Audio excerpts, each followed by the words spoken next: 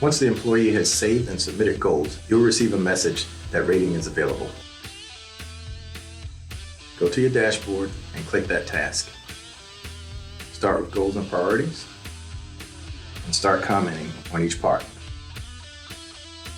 Click Next to be advanced to the next part. Once you get to goals for the next period, you may copy and paste goals and priorities from this current period.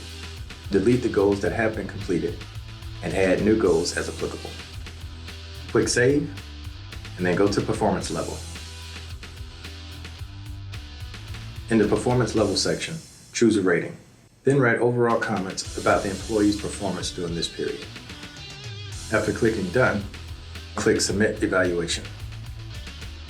Keep in mind, the employee can only see the evaluation once you sign it. And of course, you'll sign it after your supervisor has approved it.